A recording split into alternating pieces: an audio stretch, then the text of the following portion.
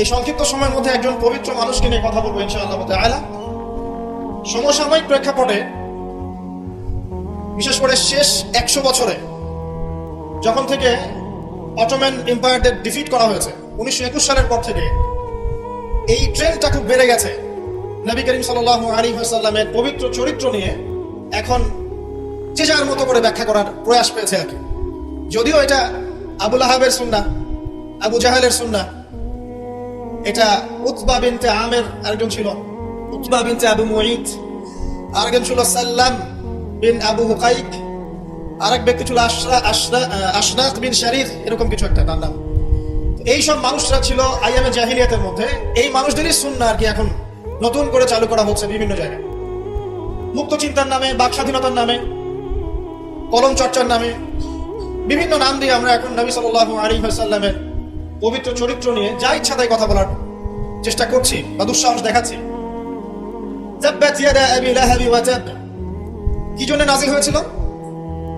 নবী সাল্লাল্লাহু আলাইহি ওয়াসাল্লাম যখন সবাইকে সমবেত করে বলেছিলেন যে আমি যদি বলি তোমাদেরকে এই পাহাড়ের পিছনে শত্রু দল অপেক্ষা করছে, তোমরা কি আমার কথা বিশ্বাস করবে? সবাই বলেছিল যে আমরা তোমাকে আল আমিন বা সত্যবাদী বলে জানি, অবশ্যই তোমার কথা বিশ্বাস করব। তখন তিনি বলেছিলেন কুলু লা ইলাহা ইল্লাল্লাহ তুফলিহুন, তোমরা শুধু বলো লা ইলাহা ইল্লাল্লাহ, আল্লাহ ছাড়া কোনো ইলাহ নেই, তোমরা সফল হয়ে যাবে। এটা আইয়ামে জাহিলিয়াতের কথা। আবু লাহাব তালি দিয়েছিল, হাত দিয়ে তালি দিয়েছিল এবং ঢিল নিক্ষেপ করেছিল, নবী সাল্লাল্লাহু আলাইহি ওয়াসাল্লামকে কষ্ট দিয়েছিল। আল্লাহ পাক সূরা নাযিল করেছেন তাব্বাত ইয়াদা আবি লাহাব ওয়া তাব, ধ্বংস হোক আবু লাহাবের দুই হাত এবং সে নিজেও ধ্বংস হোক।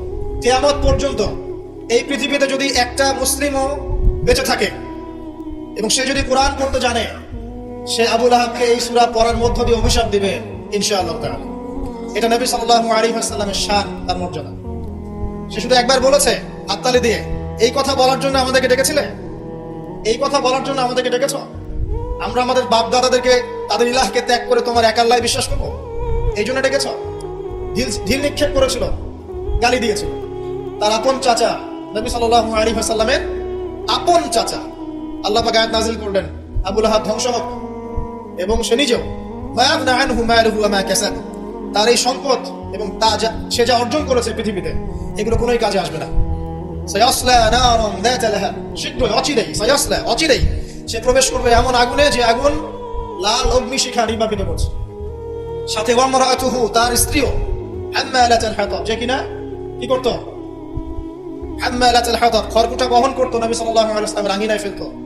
ফি জিদিহা হাবলুম মিন মাসাদ, তার গলায় থাকবে খেজুর পাকানো রশি, এটা দিয়ে আযাব দেওয়া হবে নাউযুবিল্লাহ। কিয়ামত পর্যন্ত যত মানুষ বেঁচে থাকবে মুসলিম, যারা কোরআন পড়বে, ছোট হোক বড় হোক, ধনী গরিব, সাদা কালো, যে কোনো জায়গার, যে কোনো জাতির, যে কোনো বর্ণের, যে কোনো রঙের, আবু লাহাবকে সে কিয়ামত পর্যন্ত গালি দিতে থাকবে।